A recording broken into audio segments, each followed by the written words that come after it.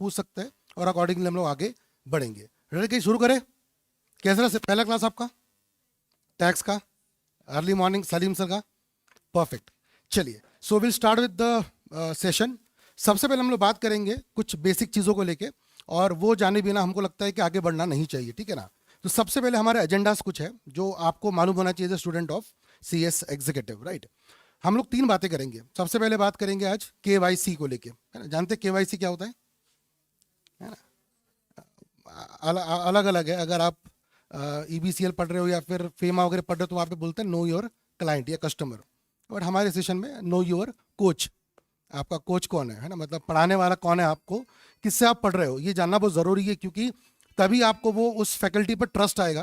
क्योंकि ट्रस्ट बहुत बड़ी चीज़ होती है कंसेप्ट में, सब्जेक्ट में, ठीक है। क्योंकि आपको पढ़ना है और मैं कौन हूँ, है ना, मैं क्यों पढ़ा रहा हूँ आपको और कितने सालों से पढ़ा रहा हूँ, ये सारी बातें हम लोग करेंगे पहले।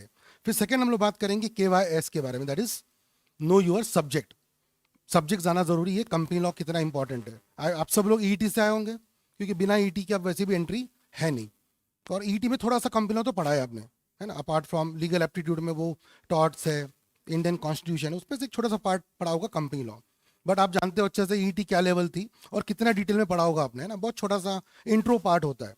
बट अब हमारा 1000 पेज का मॉड्यूल है ICSI का, 1000 पेज का, है ना, सबसे बड़ा मॉड्यूल। सबको बुक्स आ गई होगी अब तक की मेजरली, है ना। और कई लोग अभी रजिस्टर किए होंगे जिनका मई अटेम्प्ट हुआ होगा क्लियर, तो उनको बुक्स आने की है। बट जिन्होंने जनवरी में क्लियर किया होगा उनको तो घर पे किताबें देख ली होगी आप लोगों ने, ठीक है ना।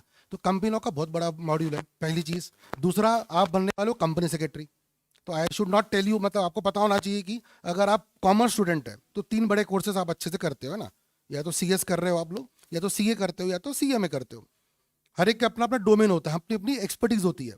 तो अगर आप CS कर रहे हो तो आपको पता है कि आप लोग बेसिकली क्या बनने वाले हो, ये बहुत जरूरी है जानना।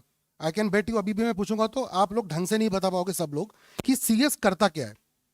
CS तो बन जा रहे हो, कर भी रहे हो, बट एग्जैक्ट सच में पता है आपको? दिल से पूछिए अपने मन में कि क्या आपको सच में पता है कि कंपनी सेक्रेटरी का काम क्या होता है। डाउन द लाइन 3 साल में आप CS बनेंगे, मान रहा हूं, बनेंगे ना, बनेंगे कि नहीं बनेंगे। तो मैं मान रहा हूं कि आप लोग वो नहीं होंगे जो बीच में से क्विट करते हैं। जो लोग ताने मारते हैं ना, अरे CS ये तो टफ कोर्स है, बीच में से देखा होगा आपने बहुत लोगों ने CS करना छोड़ देते हैं। आप वो लोग नहीं रहेंगे, ये मैं आपसे वादा चाहता हूँ पहले क्लास में, ठीक है। पहली चीज। दूसरी चीज, आपको ये मालूम होना चाहिए कि 3 साल बाद आप क्या करने वाले हो, क्योंकि पढ़ाई ना उसी हिसाब से होती है। आप लॉजिक लगाइए, टैक्स लॉ MCQ है आपको, ग्रुप 2 में CA में MCQ है, FSA में MCQ है, बट फिर कंपनी में MCQ क्यों नहीं है? क्योंकि उनको पता है कि एक कंपनी सेक्रेटरी को टैक्स पता होना चाहिए। जब बोर्ड मीटिंग होगी तो आप बैठ के बातें करोगे ना यार, कुछ बोलोगे बोर्ड डायरेक्टर्स को, तो you know the knowledge of company law, you should know the knowledge of tax. But tax में एक्सपर्टीज कर लोगे तो CA क्या करेगा? तो उसको करने दो यार, उसकी एक्सपर्टीज है, let him do that. But आप बोलो कि नहीं मुझे नहीं मालूम, मैं ऐसे बैठूंगा बोर्ड मीटिंग में, ऐसा भी नहीं होगा। आपको एडवाइजरी देनी है। इसलिए आपको सिक्योरिटीज लॉ ग्रुप 2 में है, डिटेल में बताया गया है। मेन सब्जेक्ट है ग्रुप 2 का सिक्योरिटीज लॉ। कि अरे आप जब कम जॉब करोगे, बताओ कंपनी सेक्रेटरी किस कंपनी में लगता है? सुना होगा आपने। तो इतना तो CS पता ही होगा आपको कि CS किस कंपनी में कंपलसरी होता है। बताओ ना, लिस्टेड तो ठीक है, और एक कुछ लिमिट भी है कुछ पैसों की। टर्नओवर ना, पेड अप कैपिटल कितना वो था, अब 10 करोड़। जिस कंपनी का पेड अप कैपिटल 10 करोड़ होगा उस कंपनी में कंपनी सेक्रेटरी अनिवार्य है, full time compulsory company secretary चाहिए होता है, ये मालूम होगा आपको। अब 10 करोड़ बहुत बड़ी अमाउंट है कि छोटी अमाउंट है? अब if you think yourself, sir 10 crore बाप रे, है ना। बट एक कंपनी के लिए 10 करोड़ चिल्लर है यार, मतलब 10 करोड़ में क्या ही होता है आज के जमाने में। आप जाके KBC बैठोगे तो वही आपको 7 करोड़ दे देता है। तो करोड़ रुपए अभी बड़ी बात नहीं रही, और हमारे लिए नहीं रही, मतलब इंसानों के लिए। तो एक कंपनी 10 करोड़ में क्या ही काम कर लेगी यार। तो कंपनी को अगर अच्छे से वर्क करना है तो 50 करोड़ 100 करोड़ 500 करोड़, यानी कि आप ये मान लो कि उस हर कंपनी में कंपनी सेक्रेटरी चाहिए। और फिर वो कंपनी नॉर्मली कई लोगों ने बोला लिस्टेड होती है। अच्छा लिस्टेड मतलब तो स्टॉक एक्सचेंज में है, तो सेबी लग गया। तो आप बात समझो, कंसेप्ट समझो पहले कि जो भी चीज पढ़ोगे उसके पहले कंपनी लॉ इतना इंपॉर्टेंट क्यों है, राइट। तो you need to understand KYS, know your syllabus. और सबसे बड़ी बात ये होना जरूरी है KYI, नो योर इंस्टीट्यूट। अब आप बोलेंगे सर आपके पास कुछ अंदर की न्यूज है क्या इंस्टीट्यूट के बारे में? नहीं। बट क्या होता है ना, बच्चा एग्जाम देने के बाद समझ उसको क्या लगता है कि यार मुझे ये पता नहीं था। आपको ये जानना जरूरी कि आईसीएसआई चाहता क्या है। ये मुझे भी मालूम नहीं क्या चाहता है, बट मैं अनुमान लगा सकता हूं क्योंकि इंडिया में आज तकरीबन 69,000 कंपनी सेक्रेटरीज है, बराबर। इतने कम सीएस क्यों पास हुए? इंस्टीट्यूट क्या दिखता है पास करने के समय? अगर आपको सीएस बनना है तो आईसीएसआई क्या एक्सपेक्ट करता है आपसे, ये जानना आपको जरूरी है। क्या रट्टा मार के पास होना जरूरी है? ये हो जाएगा। ये आपको आईसीएसआई एक्सपेक्ट करता है आपसे कुछ। You know what ICSI aspects. मेरे पास भी कोई आंसर नहीं, मुझे किसी प्रेसिडेंट ऑफ आईसीएसआई ने बैठ के समझाया नहीं तुषार जाके ये बोलना। बट हाँ, पिछले 12-13 सालों से मैं सीएस को पढ़ा रहा हूँ, 2008 से, मतलब 15 साल ही हो गए अब तो मोटा मोटी। तो मैं इतने साल से पढ़ा रहा हूँ, तो मुझे ये पता है कि आईसीएसआई किसको पास करने की सोचता है और क्यों वो रिजल्ट 10% आता है और 90% फेल होता है। ये तो मालूम होगा आपको, 10% बच्चे ही पास होते हैं मोटा मोटी, 90 क्यों फेल होता है? तो क्या सर वो जो 90 फेल होते हैं वो पढ़ाई नहीं करते? क्या बात कर रहे हो, पढ़ाई तो सब करते हैं, बट फिर वो कुछ रह जाता है। वो कुछ क्या है वो भी हमको आज ही जानना जरूरी है, सो दैट आपका जो अप्रोच है नेक्स्ट 4 महीने का वो वैसा ही होना चाहिए, बराबर। चलिए, तो स्टार्ट वन बाय वन। सबसे पहले मैं अपने बारे में बता दूं, क्योंकि आपको जरूरी है जानना कि मैं क्यों पुणे में आकर के कंपनी लॉ पढ़ा रहा हूँ आपको, है ना, वो भी अर्ली मॉर्निंग 9:15 की पहली बैच, और हम लोग शुरू कर रहे हैं। तो उसका रीज़न बहुत सिंपल सा है कि मैं कौन हूँ और मैं आपको क्यों पढ़ाने वाला हूँ कंपनी लॉ। तो सबसे पहले तो मैं बता दूँ, as a name suggest, I am a company secretary Tushar Pahade. I have clear my exams in 2007। मैंने 2003, थोड़ा और पीछे जाते हैं, 2003 में मैंने अपना 12th पास किया था। मतलब मैं बहुत पुराना आदमी हूँ आपसे, है ना। आप में से कई लोग बोलेंगे सर हम तो पैदा हुए थे अब, हालांकि लगता होगा आपसे 1-2 साल बड़ा ही लगता होगा मैं, लेकिन हाँ हूँ बहुत पुराना, ठीक है ना। तो 2003 में मैंने 12th पास करा था, and then I took admission in CS. 2006 में मैंने सीएस कंप्लीट किया। एंड प्राउड की बात इसलिए क्योंकि मैं बहुत खुश इसलिए हूँ पुणे में आने के लिए, क्योंकि मैंने ट्रेनिंग अपनी पुणे में की थी, कोथरूड में। आप जानते होंगे बहुत बड़ा फर्म कंज एसोसिएट्स, जैसे सीए में बिग 4 होते हैं वैसे सीएस में कंज होता है। कंज बहुत बड़ा नाम है, बहुत बड़ा ब्रांड है। And I was a training under Vinayak Khanwilkar sir, और वहाँ पे बहुत बड़े बड़े कंपनी सेक्रेटरी जैसे कि Athawale sir, Joshi sir, नानल sir, विकास खरे सर, सब लोग वहीं पर है। वहाँ से मैंने ट्रेनिंग करी हुई है 2 साल की। तो मेरे को बहुत अच्छा लगा कि मैं अगर पुणे में आके पुणे के बच्चों को पढ़ाऊँ, अपने महाराष्ट्र की धरती पर, पुणे की धरती पर, जहाँ पे बहुत सारे वीर पैदा हुए, और आप लोग भी आगे वीर बनने वाले हो, है ना। और बहुत ज़्यादा, क्योंकि सीएस करना अपने आप एक बहुत बड़ी वीरता का काम है, वो पास करना, वो भी, और इतने बड़े, इतने पुण्य शहर से, है ना, दैट इज़ पुणे। एनीवेज, तो पुणे में मैंने ट्रेनिंग करी, 2006 में मैंने अपना सीएस पास किया। And again I went back to my city, I belong to Nagpur. फिर मैंने इनिशियली 2 साल जॉब किया लिस्टेड कंपनी में, जिसको आप लिस्टेड कंपनी जानते हो। सो 2008 में मेरा सीएस मतलब मेंबरशिप मिल गई थी, क्योंकि आप जानते हो ना सीएस पास होना और मेंबरशिप में फ़र्क होता है, वो ट्रेनिंग करनी पड़ती है। तो ट्रेनिंग वेनिंग करने के बाद आई गॉट माई मेंबरशिप, है ना। और उसके बाद मैंने 2 साल के आसपास कुछ काम किया लिस्टेड कंपनी में, राइट। फिर 2002 से मैं पढ़ा रहा हूँ। आप बोलेंगे सर अब तो 2003 में पास हुए थे, है ना। तो कैसा था, थोड़ा और पीछे जाते हैं। 10th में आई वॉज अ स्टूडेंट जिसको मिले थे 46%, है ना, 46% मिले थे। 10th में पढ़ाई में कोई इंटरेस्ट था नहीं, मैथ्स वैथ्स में कोई इंटरेस्ट नहीं, साइंस में नहीं। मैथ्स में तो 100 में से 2 मार्क्स मिले थे, है ना, तो वो सप्लीमेंट्री आती है ना, फेल होते हैं, वैसा था। अब जज मत करना, पूरा आगे सुनिए फिर। बट अपने को पढ़ाई में इंटरेस्ट नहीं था, लेकिन 46% आए और अपन पास हुए। फिर टीचर ने बोला आपने कि तुषार तुमसे वैसे तो कुछ होने वाला है नहीं, लेकिन तुम्हारा वो जो था ना टैक्स, उसमें हमारे को सीबीएसई में बैंकिंग और टैक्सेशन था थोड़ा सा पोर्शन। तो बोले तुम्हारा इंटरेस्ट, वो कंपाउंड इंटरेस्ट, सिंपल इंटरेस्ट जो था ना, वो मूवी में पूछा था आलिया भट्ट ने, बता नहीं पाया था, लेकिन मुझे उतना भी आता था कि how to calculate compound interest, simple interest, उतना आता था मुझको। तो मेरे मैडम ने बोला कि भैया तुम्हारे को बाकी सब नहीं आएगा, सेट वेट ट्रिग्नोमेट्री, बट तुम्हारे का जो डिजिट है ना, आंकड़े वाकड़े, वो तुमको समझते हैं, ऐसा क्यों हुआ वैसा क्यों हुआ, तो तुम्हारे लिए कॉमर्स है, तुम कॉमर्स कर लेना। अपने कॉमर्स लिया 11th में, एंड फिर मिले मुझे 75% 11th में। और तभी फिर मैं जब 12th में पहुंचा 2002 में, तो मेरे पीछे जो 11वीं के बच्चे आए, वो मैं उस समय तब तक बन चुका था क्लास कैप्टन। मतलब चेंज देखो आप, ठीक है ना। 2010 में फेलियर, 2011 में क्लास कैप्टन। 12th तक तो ये हालत हो गई थी कि टीचर, मतलब मैं बिल्कुल तारीफ नहीं करूंगा अपनी, या फिर मैं एकदम एग्जैगरेट भी नहीं कर रहा हूँ। 12th के प्री बोर्ड और प्रीलिम्स वगैरह होते थे, जब पेपर चेक होता था, तो सबसे पहले मेरा पेपर चेक होता था, मुझे मिलता था सब में 97 98 अकाउंट्स में, इकोनॉमिक्स में, और सर बोलते थे इसके मॉडल आंसर पकड़ लो, इसके आंसर देख लो, बस हो गया। And I score 94% in 12th, and I was a topper in CBSE board all India. और वहाँ से फिर वो जर्नी शुरू हुई। अब तो 94% भी बहुत चिल्लर हो गए, अब तो 96 97 98, मैं 2002 या 3 की बात कर रहा हूँ। तो वहाँ से मेरी जर्नी हुई, और फिर आज टचवुड मेरे पास 6 डिग्रीज है, और तब से लेके मैं आज तक पढ़ा रहा हूँ। हाँ, इनिशियली मैंने ऑब्वियसली 2002 से 2007-8 तक मैंने पढ़ाया, 11 12 इन सब के बच्चों ग्रेजुएशन के। और the moment I became company secretary, फिर से मैं पढ़ा रहा हूँ। अपना जो सब्जेक्ट है main, company law and other subjects of law. And आप में से कई जानते भी होंगे मेरे बारे में, पहले भी आपने कुछ वीडियोस देखी भी होंगे definitely, so you must be aware कि हाँ मैं कई साल से पढ़ा रहा हूँ इसमें। तो ये एक मेरा बैकग्राउंड है बेसिकली, ठीक है ना। और साथ साथ में सबसे बड़ी बात जो जरूरी है, क्योंकि मैंने आपको बोला ना एक बात बहुत जरूरी, कंपनी सेक्रेटरी अगर आप बनने वाले हो तो you should know the company secretary knowledge. और मैं सिर्फ कंपनी सेक्रेटरी नाम के लिए नहीं हूँ, आई कैन प्राउडली से कि मैं कंपनी सेक्रेटरी इन प्रैक्टिस भी हूँ। अभी रिसेंट की बात है, 10 जून, if you can follow me on Instagram, तो मैंने डाला भी था वीडियो कि एक एजीएम, आप जानते हो एजीएम होती है, और एजीएम एक कंसेप्ट होता है जिसको बोलते हैं हम लोग स्क्रूटिनाइजर। जानते हैं आप स्क्रूटिनाइजर के बारे में? नहीं जानते होंगे, मैं पढ़ाऊंगा अच्छे से, but is a concept called scrutiniser. मतलब इस पर क्या होता है सर, इसमें ऐसा होता है कि जब कंपनी में वोटिंग होती है, तो आजकल पता होगा ई वोटिंग होती है, ऑनलाइन वोटिंग्स होती है, तो वोटिंग को कैलकुलेट करने के लिए एक बंदा होता है जो एक थर्ड पार्टी होता है, and he is a scrutiniser, जो आप लोग पढ़ेंगे कंपनीज एक्ट में सेक्शन नंबर 108, आगे बताऊंगा मैं आपको, टाइम है बहुत। तो I was scrutiniser of that company also, और not one company, I am scrutiniser of around 6 companies.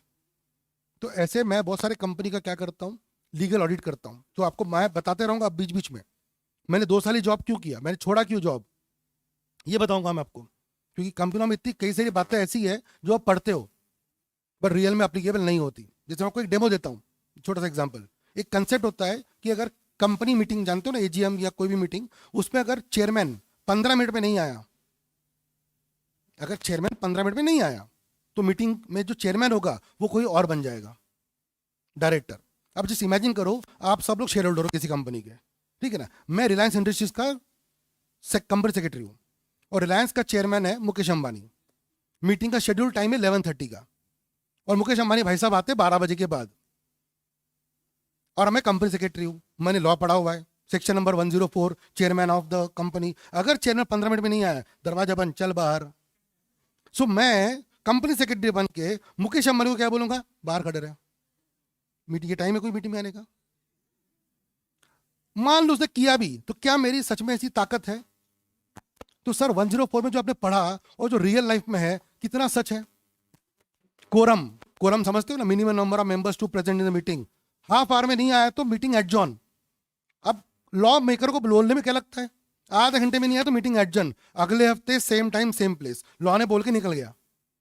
अब कंपनी लॉ की बात सोचो, कंपनी ने अगर एक मीटिंग रखी हुई किसी होटल में या किसी ऑडिटोरियम में, बाल गंधर्व को पूरा बुक करा ऑडिटोरियम, वहां पे एजीएम रखी एग्जाम्पल के लिए, और ट्यूसडे को एजीएम थी सुबह 11 बजे की, एडजॉर्न। तो लॉ क्या बोलता है, नेक्स्ट वीक सेम टाइम, जैसे तुम्हारा बाल गंधर्व खाली पड़ा है तुम्हारा, मतलब अगले ट्यूसडे को 11 बजे खाली तुम्हारे मिलने वाला है, क्योंकि कंपनी लॉ ने बोला है। कितना वाहियत है, बट लिखा है, क्या वो सच में पॉसिबल होगा? क्या खुद सोच के देखो। तो एज ए कंपनी सेक्रेटरी मैं एडजॉर्न करूं कि मैं कोशिश करूं कि आधे घंटे के अंदर कोरम भरे, और अगर नहीं आया कोरम तो कैसे मैनेज करा जाए। आप बात समझिए, क्योंकि जितना आसान लॉ में लिखा है, आई कैन बेट यू वैसा लॉ फॉलो ही नहीं होता, वैसा हो ही सकता नहीं। आप बात समझिए ना, आई होप समझ पा रहे होंगे आप लोग। हर जगह पे, अरे सिग्नल बनाते, सिग्नल किसी और चीज के लिए, आप जानते ही होंगे होता क्या वो भी आप जानते हैं। तो ये एग्जांपल आपके सामने है, और बाकी कंपनियों में आपको समझाऊंगा मैं। तो एट दैट टाइम एक सीएस कैसे काम करता है, उसकी थॉट प्रोसेस क्या होती है, ये जानना बहुत जरूरी है। एंड दैट इज वाई ये मेरा पहला स्लाइड बहुत जरूरी है, नो योर कोच, कि मैं कौन हूं। और मैं आपको पिछले 15 सालों का जो मेरा एक्सपीरियंस है कॉर्पोरेट लाइफ का, जो आज भी है, आज भी मेरे पास, मैं क्लाइंट संभालता हूँ, बहुत सारे कंपनी संभालता हूँ। हाँ, मैं पीसीएस हूँ, प्रैक्टिसिंग कंपनी सेक्रेटरी। सर ये क्या होता है? तो सब आप जब सीएस बनेंगे आपके पास 2 ऑप्शन होंगे ना, या तो आप जॉब कर सकते हो किसी कंपनी में फुल टाइम, बट अब आपने बोला 10 करोड़ के ऊपर कंपनी को सीएस चाहिए। सर जिसका कैपिटल 50 लाख है उसको सीएस नहीं चाहिए क्या? नहीं सर, फुल टाइम नहीं चाहिए, बट छोटी मोटी बातें, बेसिक से साल के 4 बोर्ड मीटिंग, एक एजीएम कराए, मिनट्स बनाए, उनको एडवाइजरी दे, कुछ तो चाहिए। तो वो कंपनी सेक्रेटरी क्या फुल टाइम रखेंगे 50 लाख की कैपिटल में? नहीं, जरूरत नहीं है। रखना है रख सकते हो, अच्छी बात है, पर नहीं रखना है तो कोई बात नहीं सर, आप क्या कर लो, आप पीसीएस प्रैक्टिसिंग कंपनी सेक्रेटरी से काम करवा लो, जैसे कि मैं हूं या बहुत सारे लोग हैं। और वो लोग क्या कर सकते हैं, 50 कंपनी का काम कर सकते हैं, क्योंकि वो किसी कंपनी में 10 से 7 तो बैठते नहीं है, तो किसी कंपनी के फुल टाइम एम्प्लॉय नहीं है वो, तो फिर वो प्रैक्टिस कर सकते हैं। तो मैंने 2008 और 9 स्टार्टिंग में क्या किया, 2 साल जॉब किया, और फिर मैंने क्यों छोड़ा उसकी भी कहानी आगे समझेंगे अपन। एक तो मेरा पैशन जो है टीचिंग का, और दूसरी कुछ कहानियां हुई मेरे साथ में ऐसी कम जॉब में, जो तब मेरे समय, क्योंकि आप कुछ सोचो सर 15 ईयर्स पहले क्या था, ना टेक्नोलॉजी थी, ना सोशल मीडिया था, कुछ नहीं था, हमारे पास उतना अवेयरनेस नहीं था। फिर भी मैंने जॉब किया और मैंने संभाला। अब मैं जो सीखा वहाँ से, जो मेरे सामने हुआ कुछ चीज़ें कॉर्पोरेट लाइफ में जो मुझे पसंद नहीं आई, और उसके बाद मैं कुछ चीज़ें बिल्कुल मेक श्योर करता हूँ कि आज बाय टचवुड इतना सारा मेरे पास एडवांटेज है कि मैं जब भी किसी कंपनी में बात करता हूँ तो पहले बोलता हूँ कि सर ऐसा ऐसा होगा तो ठीक, मैं नॉन कंप्लायंस नहीं करूँगा। तो ये करके मैं तो आज वो टचवुड उतना मेरे पास इज्जत भी है, उतना मेरे पास काम भी है और रेपुटेशन भी है, क्योंकि वो हासिल किया। लेकिन स्टार्टिंग में स्ट्रगल तो होता ही, और आप भी सर 25-24 साल के रहेंगे जब आप सीएस बन के मार्केट में आएंगे तो बहुत यंग रहेंगे। बट यस, मैं चाहता नहीं कि आप लोग उस समय एकदम सिर्फ किताबी नॉलेज, क्योंकि आपको मैंने अभी डेमो में समझा दिया 2 मिनट में कि 2 सेक्शन बता के समझाया कि कितना वाहियात है। और ऐसे मैं आपको हर एग्जाम्पल बता सकता हूँ जहाँ पे सेक्शन कुछ और बोलता है और रियल लाइफ में उसका कोई रियलिटी से संबंध ही नहीं है। मजा ली उसकी जो बुक से लिखा है वो पास करके दिखा दो, मान जाऊंगा मैं। आपने उसको बाहर रखा 2 मिनट में, वो बाहर जाके नीचे जाके टाइप करेगा फटाफट आपका, यू आर फायर्ड। जब तक तुम इधर बोर्ड मीटिंग ले रहे रहेंगे तब तक तुम्हारा लेटर तैयार होगा वो। आप समझ रहे हैं मेरी बात को? या आपके पास 2 ऑप्शन है, या तो फिर नॉन कंप्लायंस करके उसको अंदर बुला लो, या तो सर कुछ और करो ऐसा जिससे कि वो भी समय पे आए और कोई लफड़ा ही नहीं हो। क्योंकि लफड़ा की प्रॉब्लम क्या है, 2013 का जो कंपनी एक्ट आया है वहां पे हर सेक्शन में प्रोविजन में पेनल्टी अब कितनी हो गई है, 5 लाख, 10 लाख, 50 लाख, 1 करोड़। पहले पेनल्टी है तो थी, पता है कंपनी में 56 के, वो थी 500 रुपए, 1000 रुपए। तो अपन लगते थे भैया अपन गलतियां करे, 10,000 का स्कैम करे, 1000 रुपए गवर्नमेंट को दे देंगे टिप पे, तो अभी 9,000 तो रख गए। आज नहीं, वो अब पुराता नहीं ना, आज गलत काम करना। 10,000 रुपए की स्कैम करोगे, 1-1 करोड़ रुपए की पेनल्टी दोगे, क्या मतलब? जेल अलग, मेंबरशिप अलग कैंसिल, नाम में इज्जत खराब अलग। इसलिए बेटर है कि एक ही तरीका हमारे पास में, वो है क्या है, कंप्लायंस करना। कंप्लायंस समझते हो सब लोग? कॉर्पोरेट गवर्नेंस करना। गवर्नेंस मतलब चीज़ों को सही समय पे फुलफिल करना। मेरा क्लास 9:15 था, मैंने 9:15 शुरू किया है। ये आप आगे भी देखेंगे, जो भी मेरा टाइम रहेगा उस टाइम पे शुरू होगा। सर ये ऐसे कैसे करते हो आप? क्योंकि वो मेरी आदत बन चुकी है, बिकॉज ऑफ दिस फील्ड। आपको भी आएगी, अभी आप हो सकता है कैजुअल लेंगे बट आप में वो आएगा, क्योंकि पंक्चुअलिटी होना, गवर्नेंस, चीज़ों को समय के पहले करना, उसकी एक अपनी मज़ा होता है। और वो चीज़ आपको अगर अभी से आएगी तो वहाँ पर हल्की सी, क्योंकि क्या होता है लाइफ में कभी भी, अब देखो आपका एग्जाम फॉर्म भरने की लास्ट डेट होगी 25 सितंबर। कई लोग एग्जाम फॉर्म कब भरते हैं? 24 को या 25 को। वो पता नहीं ऐसा सोचते हैं कि भैया पैसा बैंक में रहेगा तो कुछ तो ब्याज आता रहेगा, जबकि एग्जाम फॉर्म भरने की लास्ट शुरू हो जाती डेट 1 सितंबर से। पर नहीं भरते टाइम, वो टाइम भी भरेंगे, आई डोंट नो व्हाई। अब कभी तो भी एक आध दिन ऐसा होगा कि उस दिन सर्वर डाउन हो गया, कुछ हो गया, और किसी दिन अगर कुछ नुकसान हुआ तब उनको रियलाइज होगा कि अरे, चीज़ों को समय पे करने का क्या वैल्यू होता है। और ये चीज़ आज आपको एग्जाम 1200 रुपये का एग्जाम फॉर्म है, या छोटी छोटी चीज़ें कभी बस मिस हो जाएगी, बट रियल लाइफ में कोई ऐसा बहुत बड़ा कभी ऐसा गड़बड़ हो जाएगी ना जिसको आप कभी रेक्टिफाई नहीं कर पाएंगे। इसलिए बेटर कभी भी क्या है, चीज़ों को समय पे करना। और ये सब मैंने सीखा अपने कॉर्पोरेट लाइफ से। तो I will be taking all things, मेरे पास जितना भी एक्सपीरियंस है प्रैक्टिकल चीज़ों का, मैं आपको शो करूंगा, दिखाऊंगा लाइव कैसे हम लोग काम करते हैं, और सो दैट आप एक अच्छे कंपनी सेक्रेटरी बने। क्योंकि आप समझ गए होंगे हमारा जो नेक्स्ट स्लाइड है वो ये इसी पर है, कंपनी सिलेबस पे। बट सिलेबस के पहले जो मेरा लास्ट स्लाइड है, दैट इज कौन सा, नो योर इंस्टीट्यूट। आप इंडायरेक्टली समझ जाना अच्छे से कि आईसीएसआई 90% बच्चों को फेल क्यों करता है और सिर्फ 10% को आगे भेजता है, कहाँ पे, प्रोफेशनल में। कभी सुना है किसी ने कि सीए फाइनल में या सीए प्रोफेशनल में ड्रॉप आउट हो गया? सीए फाइनल में या सीएस प्रोफेशनल में कोई नहीं होता। जो होगा वो कहाँ होगा, सीए इंटर या सीएस एग्जीक्यूटिव। ईटी में भी कोई फेल नहीं होता, वो आप जानते ही, अच्छे देख ही चुके हो कि ईटी क्या था और कैसा था, है ना, वो आप जानते हो, no need to tell that. और जैसे ईटी पास हुए, आई कैन बेट यू, वैसे ही आप क्या पास होंगे, प्रोफेशनल भी, प्रोवाइडेड, लॉ की भाषा में। बट हमारे क्लास में ये मेक श्योर हम लोग करेंगे ऑब्वियसली। और टच वुड मैं बोल रहा हूँ, अगर आप मेरे से पढ़ रहे हो और अगर मेरी बात को फॉलो करेंगे, मैं आपको इतनी सारी नॉलेज दूंगा कि वो जब आप एग्जाम में लिखेंगे तो एग्जामिनर भी समझ जाएगा कि इसके पास प्रैक्टिकल एस्पेक्ट है। और एक तो फिर बाकी तो फिर लॉ है ही है कि साल में 4 बोर्ड मीटिंग होती है और एक एजीएम होती है, और सर 103 ये बोलता है, वो रट्टा मार मार के जोर से बोलो, प्रेम से बोलो, वैसा करा के याद तो आपको करा दिया जाएगा।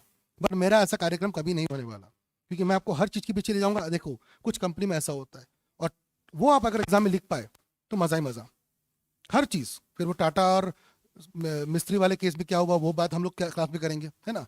अभी आपको पता होगा कि रिसेंट में बायबैक कोई कंपनी का आया था, पता है आपको, टीसीएस का क्या हुआ? हाँ, तो क्या हुआ बायबैक की, क्या हुआ? नहीं, कुछ कुछ पता, न्यूज़ पता है क्या आपको? 8 दिन पहले उन्होंने बायबैक अनाउंस किया और बायबैक क्या कर दिया, विड्रॉ कर लिया। अब बायबैक अनाउंस करने के बाद विड्रॉ करने का क्या होता है? आप समझते हो बायबैक क्या होता है? आपको शायद बाउंस हो जाएगा पहले। बायबैक वगैरह मतलब कंपनी ने जो शेयर इशू किए थे वही शेयर कंपनी वापस से क्या कर रही है। आप में से कई लोगों ने ग्रुप 2 करा होगा ना, इसलिए आपको थोड़ा क्लिक हो रहा होगा। तो शेयर जो इशू किए थे वो वापस ले रही है। और किस प्राइस पे लेती है? जो मार्केट प्राइस होगा उससे लेगी कि ज्यादा प्राइस पे लेगी? ज्यादा पे लेगी, नहीं तो बंदा क्यों बेचेगा। अब आपने अनाउंस किया कि हम बायबैक करेंगे, तो इन्वेस्टर के मन में लड्डू फूटा कि 800 का शेयर है 1200 मिलेंगे। उन्होंने प्लान किया, ये वो किया, और बाद में आपने क्या बोला? मामा मिया, आई एम जोकिंग, मैं तो मजाक कर रहा था, हमारा कोई बायबैक नहीं आने वाला। अब अगर आप ऐसा मजाक करोगे बायबैक के चक्कर में विद इन्वेस्टर, तो उनको बुरा लगेगा, और सेबी को तो वैसे ही बुरा लगता है, क्योंकि इफ सेबी का एक ही मोटो है लाइफ का, protection of interest of investor. SEBI के बाद सेबी को बुरा लग गया, तो फिर तो what I am trying to say कि कैसे बायबैक का एग्जांपल, सेक्शन नंबर हमारे लॉ में आएगा 68 वगैरह, हम लोग पढ़ेंगे फिर। तो हर सेक्शन को लिंक किससे करेंगे हम लोग? प्रैक्टिकल लाइफ के एग्जांपल से, तभी जाके आपको समझ में आएगी कि अच्छा ऐसे लॉ बनाया था और ऐसे फॉलो होता है। पढ़ने में बहुत आसान है, वो नहीं हुआ तो क्या होगा। तो ट्रस्ट मी, ये सब बातें अगर आप करेंगे तो ही आपको एग्जाम में अच्छे से, क्योंकि आपको ये पेपर पता है कि कैसा आता है पेपर हमारा, कंपनियों का पेपर कैसे आता है पता है? 80% पेपर आता है केस स्टडी पर, कि ऐसा ऐसा हुआ था, वैसा वैसा हुआ था, बताओ क्या करें।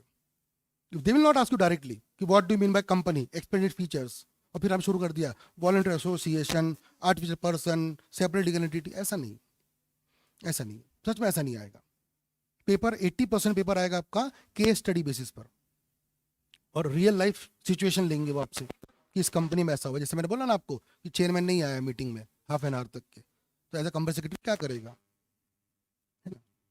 या फिर ऐसा मान लो कि एक कंपनी है मेरी जिसका नाम है ए लिमिटेड, मेरी वाइफ है एक कंपनी में डायरेक्टर जिसका नाम है बी लिमिटेड, मैं हूं डायरेक्टर ऑफ ए लिमिटेड, मेरी वाइफ है डायरेक्टर ऑफ बी लिमिटेड, तो क्या मैं बी लिमिटेड से कॉन्ट्रैक्ट कर सकती है मेरी कंपनी? क्या लगता है? ऐसी कॉमन सेंस है। जिसको नहीं पता, जिसने ग्रुप 2 वगैरह नहीं पढ़ा वो पहले आंसर दे, क्योंकि जिसने ग्रुप 2 पढ़ा थोड़ा सा उसको टच है। जो बिल्कुल फ्रेशर एकदम, सोच के बताओ, मैं डायरेक्टर ए लिमिटेड का, मेरी वाइफ है डायरेक्टर बी लिमिटेड की, और ए लिमिटेड एक कॉन्ट्रैक्ट कर रहा है, ठीक है, एक कॉन्ट्रैक्ट कर रहा है किससे? बी लिमिटेड से। तो क्या ये कॉन्ट्रैक्ट पॉसिबल है? क्या लगता है आपको? तो अपन एग्जांपल अच्छे से लेते हैं, ठीक है ना। लेट्स से मेरी कंपनी है टेक्सटाइल वाली, ठीक है, टेक्सटाइल्स इंडस्ट्री मेरी, जहां पे तुषार पहाड़े डायरेक्टर है, राइट। और मेरी वाइफ जो कंपनी है वो इसमें सिल्क मैन्युफैक्चरर में है, सिल्क मैन्युफैक्चर करती है, ठीक है। तो सिल्क समझते हो हम लोग, रॉ मटेरियल हो गया मेरे बिजनेस के लिए, है ना। ये मेरी वाइफ है, मेरी वाइफ का नाम है तन्वी, वो भी लिख दिया मैंने। मेरी बिजनेस का रॉ मटेरियल कहां से आता है? सिल्क से आता है, जो मेरी वाइफ का बिजनेस है। तो मेरी वाइफ का जो बिजनेस है सिल्क मैन्युफैक्चरिंग का, सिल्क प्रोसेसिंग का, वो मेरे को सप्लाई करती है किधर? मेरी कंपनी में, जो मेरी टेक्सटाइल इंडस्ट्री है, और फिर मैं उसको प्रोसेस करके आगे कपड़े बनाता हूं। अब मेरी कंपनी इस कंपनी को कॉन्ट्रैक्ट देना चाहती है। अब वैसे देखोगे तो एक कंपनी दूसरे कंपनी को कॉन्ट्रैक्ट दे सकती है, बट चूंकि मेरी वाइफ उस कंपनी में डायरेक्टर है और मैं भी एक कंपनी में डायरेक्टर हूं, तो क्या कहीं ना कहीं यहाँ पे एक कंसेप्ट आता है, इसको हम लोग ब्लॉग में बोलते हैं आरपीटी। आरपीटी का फुल फॉर्म होता है यस, रिलेटेड पार्टी ट्रांजेक्शन। अब सर यहाँ पे जरूरी क्या देखना कि सिल्क का प्राइस क्या रेट पे बेच रही है मेरी वाइफ मुझको। मालूम पड़ा कि ये जो कंपनी है सिल्क वाली जो मेरी वाइफ के नाम पर है, वो एक कौन सी कंपनी है? लिस्टेड कंपनी है। ओके सर, इसका मतलब क्या हुआ? मतलब ये हुआ कि पैसा किसका लगा हुआ है? जनता का पैसा लगा हुआ है। अब लिंक समझो, कहानी समझो आप। मेरी वाइफ डायरेक्टर है, बट वो डायरेक्टर किस कंपनी की है? सिल्क वाली कंपनी की, जिसके जो कंपनी लिस्टेड है, जहां पर आप सब लोगों का क्या लगा हुआ है? मान लो पैसा लगा हुआ है। आप लोगों ने पैसा इन्वेस्ट कंपनी में क्या सोच के किया कि कंपनी बिजनेस करेगी, ये वो। जबकि ये सिल्क बेचती है, मुझे लगता है, बताओ क्या प्राइस पे बेचती होंगी ये सिल्क? कम में कि ज्यादा में? कम में बेचती होगी, सो दैट इसके पति को बता मैं क्या मिले? फायदा मिले। और कौन बर्बाद हो? इन्वेस्टर, क्योंकि पैसा उनका है। ये रॉन्ग है, कॉन्ट्रैक्ट करना रॉन्ग नहीं है यार। मतलब मुझे बताओ, टाटा स्टील या टाटा मोटर्स को जो गाड़ी बनाने में जो स्टील लगता होगा वो कहां से आता होगा? टाटा स्टील से आता। कोई गलत बात थोड़ी है। गलत बात क्या है कि टाटा स्टील मार्केट प्राइस से कम प्राइस में किसको दे? टाटा मोटर्स में, और टाटा स्टील के शेयर होल्डर को क्या बनाए? बेवकूफ बनाए। ये गलत है। तो सर आप देखो, एग्जाम्पल समझ में आपको आ रहा है कैसे सोचना पड़ता है और कैसे कंपनी सेक्रेटरी का रोल वहां पे इन्वॉल्व होता है। जब आप एक कंपनी में जॉब करेंगे तो आपका रोल ऐसे इन्वॉल्व होगा कि कैसे आप काम करते हो, कैसे आप बिहेव करते हो। I hope you are getting my. ऐसे बहुत एग्जाम्पल्स है, बहुत, मतलब अरे 4 महीने का कोर्स है, एटलीस्ट 200 आवर्स का हमारा क्लास चलेगा, 200 आवर्स का। तो इतना डिटेल में जाएंगे हम लोग, बहुत सारी बातें कवर करने वाले, ठीक है ना। एनीवेज, सो आगे बढ़ते हैं। विल अंडरस्टैंड नाउ सिलेबस, क्योंकि अब पढ़ना तो सिलेबस है। तो will be talking about company law, ठीक है। चलो, बट कंपनी लॉ के बारे में ये मेरी बुक का कवर पेज भी रहेगा, आपको ऐसे देखिएगा, और ऊपर में टैगलाइन पढ़ सकते हैं आप लोग, है ना। क्या लिखा हुआ है वही आपको देखने मिलेगा, है ना। Don't just read the law, हम लोग खेलेंगे लॉ के साथ में, है ना। लॉ के साथ खेलेंगे मतलब इतने अच्छे से मजे लेंगे लॉ के, समझेंगे, क्योंकि आपके साथ कोई बाद में खिलवाड़ ना करे। जैसे वहां पर आपके साथ अगर लॉ वाले खेलेंगे ना तो पंगे हो जाएंगे। तो you should play with the law, मतलब प्ले का मतलब ये होता है कि आप जैसा चाहे लॉ को समझ सकते हो और फिर उसको कंपनी में अपने सहूलियत से इन्वॉल्व कर सकते हो, अप्लाई कर सकते हो। क्योंकि अगर ऐसा आप नहीं, आपको ऑप्शन नहीं पता, अगर ऐसा हुआ तो क्या करना और अगर वैसा हुआ तो क्या करना। एक रट्टा वाला, जो रट्टा वाला क्या होता है, ये ऐसा होता है, उसको पूछेंगे कि लेकिन लेकिन क्या कि नहीं मानो उसको, क्योंकि उसने सिर्फ रट्टा किया हुआ है। बट आपको दोनों एंगल आना चाहिए कि अगर ऐसा तो कैसे, नहीं तो वैसे तो कैसे। तो इसको बोलते हैं प्ले करना। तो वो हम लोग पूरा सीखेंगे अच्छे से, how to play with the law, right. तो ये हमारा पूरा फोकस रहेगा इस सेशन में, ठीक है ना। अब हमारा जो पूरा कंपनी लॉ है, इसको कंपनी लॉ बोलते हैं हम लोग, है ना। मॉड्यूल में भी लिखा होगा आपके कंपनी लॉ। ये बेसिकली क्या है, इसके अंदर में क्या पढ़ने मिलने वाला है। तो you should all know that ये कंपनी लॉ को 3 भाग में डिवाइड किया गया है, ठीक है ना। 3 भाग में डिवाइड किया गया है। सबसे पहले हम लोग पढ़ेंगे कंपनीज एक्ट 2013। हमारा सिलेबस में कंपनीज एक्ट 2013 आने वाला है, companies act 2013। Sir company law में और कंपनी एक्ट में क्या फर्क है? एक ही है ना, मतलब पेट नेम है। जैसे घर में आप, अभी आपको नाम, आपका नाम क्या है? प्रसाद। प्रसाद इसको बोलते हैं, लेकिन घर में बोलते हैं अरे गधी इधर आ, पापा ने बोल दिया है, बोलते कभी कभी। बट मम्मी बोलती है मेरा राजा बेटा। तो ये क्या हो गया? पेट नेम घर पे हो गया। बट बाहर प्रसाद। वैसे ही बड़ा नाम क्या है, ऑफिशियल नाम क्या है? Companies act 2013। प्यार से क्या बोलते हैं? Company law. ऐसा है क्या? ऐसा है नहीं। फिर क्या है कंपनी लॉ? क्या कंपनी लॉ मतलब कंपनी एक्ट? क्या कंपनी एक्ट मतलब कंपनी लॉ? अरे इतना आसान है ना क्वेश्चन, इतना टफ क्या है इसमें? मैंने एग्जांपल भी दी थी प्रसाद के ऊपर, बुरा मत मानना भैया, ऐसे चलते रहेगा, सबके नाम ऐसे याद हो जाएंगे मेरे को। हम्म गलत, इस पे गलत क्वेश्चन कुछ नहीं आएगा, इतना आपको साइलेंस होने की जरूरत ही नहीं है। कंपनी एक्ट मतलब कंपनी लॉ, कंपनी लॉ मतलब कंपनीज एक्ट, सिमिलर, है ना। अच्छा, आप लोगों ने कॉन्ट्रैक्ट एक्ट पढ़ा होगा, वहां पे वर्ड सुना होगा आपने, all contracts are agreements but all agreements are not contract. अच्छा, इसी लाइन में अगर आपको ये लाइन बोल तो क्या बोलेंगे? नहीं मत, थोड़ा ट्राई करके, all contracts are agreement but all agreements are not contract, ये सुना है सबने? ऐसे थोड़ा सा ट्राई करके अगर आपको ये लाइन बोलनी है, all companies act company law but company law is not company act, ठीक है। चल वैसा नहीं लेंगे, एग्जैक्ट मत कॉपी पेस्ट करो तो मजा नहीं आएगी, ठीक है ना। Company law includes companies act 2013, but company act पढ़ लिया, एक्ट पढ़ लिया मतलब लॉ आ गया, गलत। लॉ बड़ा है, जैसे एग्रीमेंट बहुत बड़ा होता है, उसका एक छोटा सा पोर्शन है कॉन्ट्रैक्ट, जो कॉन्ट्रैक्ट लीगली एनफोर्सेबल वगैरह वगैरह पढ़ा होगा आपने। एग्रीमेंट कुछ पोर्शन जो लीगली एनफोर्सेबल होते हैं वही क्या बनते? कॉन्ट्रैक्ट। वैसे कंपनी एक्ट एक पोर्शन है किसका? कंपनी लॉ का। एक्ट मतलब एक्ट, सिर्फ बेयर एक्ट। सब जानते हैं बेयर एक्ट कैसे होता है? मेरे सामने निकाल के रखा हुआ है, देखो ये बेयर एक्ट होता है ऐसे, भारत का राजपत्र, है ना। ऐसे बेयर एक्ट होता है जो कहाँ पे पास होता है? पार्लियामेंट में। आप इतना तो पढ़ा होगा अब तक शायद, ईटी वगैरह में लॉ 2 टाइप से पास होते हैं। 2 टाइप से कैसे बनते हैं? या तो वो कहाँ पहले बिल बनता है, बिल से थोड़ा पहले आता है, बिल नहीं बनता पहले, पहले बनती है कमिटी, थोड़ा पीछे आता है, पहले कमिटी बनाई जाती है। किसी भी चीज को लॉ बनाना तो पहले क्या बनाओ? एक फुल फ्लेज कमिटी बनाओ, उसका चेयरमैन होता है, 5-6 लोग कमिटी मेंबर, एक कमिटी बनती है। वो कमिटी पहले रिसर्च करती है, फिर रिसर्च करके क्या करती है? उसका एक रिपोर्ट बना के किसको सबमिट करती है? पार्लियामेंट को या असेंबली, जो भी रहेगा। सेंट्रल लॉ है तो पार्लियामेंट, स्टेट है तो फिर असेंबली वगैरह दे दिया ऐसे। फिर वो असेंबली का जो बिल पेश किया, मतलब रिपोर्ट, उससे क्या बनेगा? बिल, जो कहा जाएगा ऑब्वियसली पार्लियामेंट। फिर वहां पे आपको बताइए हाउसेस होंगे, लोकसभा, वो सब पढ़ा आपने, और फिर बना एक्ट। तो एक हो गया पार्लियामेंट में पास होने वाला। दूसरा होता है कौन सा? मुझे बताओ, ट्रिपल तलाक का जो लॉ पास हुआ कैसे पास हुआ? पार्लियामेंट से कि कहीं और से? जल्दी बताइए। पार्लियामेंट से पास हुआ ट्रिपल तलाक वाला, कोर्ट से। सुप्रीम कोर्ट की बेंच बैठी थी, उन्होंने बोला कि ट्रिपल तलाक गलत होता है, ऐसा नहीं होना चाहिए। और जब उन्होंने ये बात बोली, उसके बाद पार्लियामेंट में अमेंडमेंट आना पड़ा। बट पहले ये पास किसने किया इनडायरेक्टली? कोर्ट ने। सुप्रीम कोर्ट से बेटा हम कोर्ट ही बोलते हैं, है ना?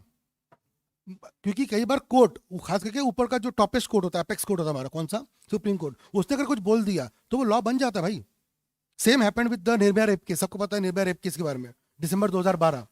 उसके उस समय में आपको पता ही है कि एज ऑफ माइनर कितनी होती है? 18। आज भी 18 ही है, बट रेप के केसेस में उसकी एज कितनी कर दी गई? 16। ये आईपीसी ने नहीं किया, इंडियन पिनल कोड ने, ये क्रिमिनल लॉ ने नहीं किया, ये कोर्ट ने बोला कि ऐसे दरिंदगी अगर कोई करेगा तो बच्चा बच्चा नहीं होता है, और उसमें बच्चे की एज कितनी कर दी गई? 16 साल की, जस्ट फॉर दैट पर्पस। तो क्या इसके अंदर इसका मतलब कॉन्ट्रैक्ट एक्ट में बदल गया क्या ये लॉ? नहीं। और क्या ये पार्लियामेंट में बिल पेश? अरे बिल पेश होता पार्लियामेंट में टाइम लग जाता। सुप्रीम कोर्ट ने बोला ये गलत है, और उस समय में बहुत सारे बदलाव किए गए कि फीमेल के साथ बात कैसे करें और क्या करें। मतलब कुछ अगर आपने कोई इमेज भी भेजी है, कुछ अगर एक इशारा भी किया, उसको भी उन्होंने कहाँ डाल दिया? सेक्सुअल असॉल्ट में डाल दिया। ये सब सुप्रीम कोर्ट ने, और कोर्ट ने जब जजमेंट दी है तब उन्होंने वाली बात बोली। जरूरी नहीं कि हर बार लॉ कहा जाए पार्लियामेंट में, कई बार आनंद फानंद में जब लॉ बनता है, जब कोर्ट कोई जजमेंट देता है, वो भी क्या बन जाता है? लॉ। तो लॉ ऐसे बनते हैं नॉर्मली। तो एक तो हो गया एक्ट जो आपको पता ही पार्लियामेंट में पास हुआ है, ठीक है ना? ऐसे हम लोग एक्ट पढ़ने वाले बहुत सारा, ये पूरा आपको देखने मिलेगा। और आपको पता ही है हमारा मिनिस्ट्री कौन सी है? मिनिस्ट्री ऑफ कॉर्पोरेट अफेयर्स, उसके अंदर में हमारा कवर होता है। तो ये एक है। उसके अलावा हमको पढ़ने पड़ेंगे बहुत सारे रूल्स पढ़ने पड़ेंगे। आई होप आपको पता है कि नहीं, हमारा कंपनी एक्ट जो है वो रूल बेस्ड है। There are 2 types of act, एक होता है एक्ट बेस्ड और एक होता है रूल बेस्ड। सर क्या होता है एक्ट बेस्ड और रूल बेस्ड? एक्ट बेस्ड में क्या होता है? सारी बातें कहां लिखी होती है? एक्ट के अंदर ही। बट रूल बेस्ड में क्या होता है? एक्ट क्या बोलता है पता है आपको? जैसे एग्जांपल आपको थोड़ा याद करिए, have you heard about definition of small company? याद आ रहा स्मॉल कंपनी? सेक्शन 2 क्लॉज 85 क्या था? स्मॉल कंपनी कुछ याद आ रहा होगा, उसमें अभी अमेंडमेंट भी आया, लास्ट ईयर अमेंडमेंट भी आया था। स्मॉल कंपनी मतलब वो कंपनी जो कि अदर देन पब्लिक कंपनी, ठीक है। दूसरी बात क्या बताई गई है? जिसका पेड अप कैपिटल होगा कम से कम 2 करोड़ और such higher amount as may be prescribed. ये लाइन सुनी होगी आपने कभी लॉ में। लेट मी टेल यू, हमारे कंपनी एक्ट में तकरीबन कितने सेक्शंस हैं? 470। इसमें से 300 सेक्शंस, कम से कम 300 सेक्शंस क्या बोलते हैं? As may be prescribed. मतलब क्या होता है इसका? मतलब क्या होता है कि एक्ट ने कोई कमेंट नहीं किया, एक्ट ने कोई कमेंट नहीं किया है। एक्ट क्या बोलता है? लॉ कौन सा अप्लीकेबल होगा वो कैसे कब बताया जाएगा? As may be prescribe. Prescribe का मतलब क्या होता है? मिनिस्ट्री आपको बताएगी क्या देख करके? ये रूल्स, सर्कुलर, नोटिफिकेशन। और ऐसा कितनी जगह पर है? तकरीबन कम से कम 300 सेक्शनों में आउट ऑफ 470। यानी आप समझो अच्छे से कि आप सिर्फ कंपनी एक्ट पढ़ेंगे तो आपको कुछ समझ में नहीं आने वाला। कंपनी एक्ट को पढ़ना पड़ता है किसके साथ में? रूल्स, सर्कुलर, नोटिफिकेशंस आते हैं मिनिस्ट्री के, है ना? तो ये सब आप जब तक नहीं पढ़ेंगे तब तक आपको कंपनी एक्ट पढ़ने नहीं मिलेगा। और फिर नंबर 3 पे आता है ऑब्वियसली सबसे बड़ा, जुडिशियल डिसीजंस। जो आजकल केसेस होते हैं, जो भी केसेस आपको सुनने मिले होंगे, है ना, वो सब केसेस में मैं अगर बात करूँ इसके, सबसे पहले स्टार्ट करते हैं हम लोग कंपनी एक्ट 2013 आया क्यों। If you go to little bit history, everyone knows about very famous scams, Saradha chit fund, उसके पहले रामलिंगम राजू, सत्यम, वो सुना होगा आपने सत्यम के बारे में, ठीक है ना। Everyone heard about Sahara and Subrata Roy. फिर किंगफिशर तो बाद में हुआ 2013 के एक्ट के आसपास। लेकिन there are major scams in which act? 56 act, specially 2006, 2007, 2008 में बहुत सारे स्कैम्स हुए उस समय। इतने स्कैम्स हुए और मैंने बताया पेनल्टी कितनी थी? 500 रुपए, 5,000, 50,000, इस टाइप की पेनल्टी। खत्म। आप कुछ भी स्कैम करो, पेनल्टी इतनी सी। तो लोगों को पता था कि यार गलती करना ज्यादा इजी है कंपेयर टू लॉ फॉलो करना। लॉ फॉलो से ज्यादा इजी लॉ तोड़ना। People use to do that. वो करते थे आराम से, गलती करते थे, रॉन्ग डीड्स करते थे। अब मुझे बताओ कोई भी एक्ट रिपील क्यों होता है? अमेंडमेंट आते हैं हर एक एक्ट में, बट 56 एक्ट इतना पुराना था कि उसमें सारी बातें क्या थी? बहुत पुरानी थी। अब अमेंडमेंट कब आता है किसी भी एक्ट में? बताओ। जब ज्यादा चेंजेस होते हैं, कम चेंजेस होते हैं? नहीं, अमेंडमेंट कब आता है? अमेंडमेंट जब पूरे एक्ट में कुछ जगह पे चेंज करना हो तो अमेंडमेंट आएगा। बट अगर हर सेक्शन में ही चेंजेस है तो अमेंडमेंट कितना लाओगे आप, है ना। मेरे अगर ब्लेजर में थोड़ा सा इधर स्क्रैच आ गया, फट गया, तो मैं इसको ऐसे करके पहन लूंगा, ऐसे बैठ खड़े हो जाऊंगा मैं, दिखेगा भी नहीं आपको, हल्का सा अमेंडमेंट कर रफू कर लूंगा। पर हर जगह हो गया तो क्या करना पड़ेगा, फेंकना ही पड़ेगा ना, नया लेना पड़ेगा, सिंपल सा एग्जाम्पल। तो वैसे ही लॉ में अगर हल्की फुल्की चेंजेस है, अमेंडमेंट लाओ, ठीक कर लो। बट अगर पूरा लॉ ही खराब हो गया है तो फिर अमेंडमेंट की जगह पे बेटर क्या होता है, रिपील करना। 56 को क्या किया, रिपील किया, और 1956 के बाद आया 2013 का कंपनी एक्ट, है ना। तो ये एक्ट ऐसे आया। तो भाई बहुत सारे केसेस हमारे पास में, we will have multiple examples of judicial cases, वो भी हम लोग पढ़ेंगे। और आप ऐसे कुछ कुछ तो आपको एग्जांपल याद भी होंगे, याद है द केस ऑफ सॉलोमन, सबसे फेमस केस। बिना सॉलोमन के तो कोई केस कंपनी शुरू नहीं करता। फिर उसके बाद we have very much cases, Lee versus Lee farming, वो सुना होगा आपने, है ना। फिर हमारे पास केसेस है दिनशा वाला केस, दिनशा मैकेंजी वाला, वो पढ़ेंगे हम लोग। अरे कम से कम मैं आपको, मेरे पास एक बुक है जिसमें 600 केस स्टडीज है, वो भी आपको मिलेगी ऑब्वियसली। 600 केस स्टडीज, 50-100 नहीं, 600 केस स्टडीज की बुक आपको देगी। इस पे से अगर एग्जाम में 10 भी आ गए और एक क्वेश्चन 5-6 मार्क का आता है, 50-60 मार्क तो ऐसे ही बन गए आपके, गारंटी। 600 केस स्टडीज है और ये बुक में लिखी हुई है। उसके अलावा मेरी एक यूएसपी होती है कि मैं क्लास में सिचुएशन के ऊपर कुछ कहानियां बना के केस लॉ पूछूंगा आपसे, तो आपको अलर्ट भी रहना है। वो बोनस रहेंगे और वो बहुत ज़्यादा ट्रिकी रहेंगे, वो आपको समझ में आएगा तब। और बुक तो मिलेगी, वो तो डे 1 पे मिल जाएगी आपको, जब भी आप जैसे बुक प्रिंट हो जाएगी आपको मिल जाएगी। लेकिन उसके अलावा यूएसपी मेन है, क्लास में जो हम लोग मज़ेदार कहानियां बनाएंगे, ऐसा हुआ तो कैसा करेंगे बताओ। And that time you need to apply your brain, क्योंकि जितना ज़्यादा ब्रेन अप्लाई करेंगे उतना ज़्यादा मज़ा आएगा, ठीक है ना। तो सिलेबस की हम लोग बात कर रहे थे, तो ये 3 भाग में हमारा पूरा का पूरा पार्ट डिवाइडेड है।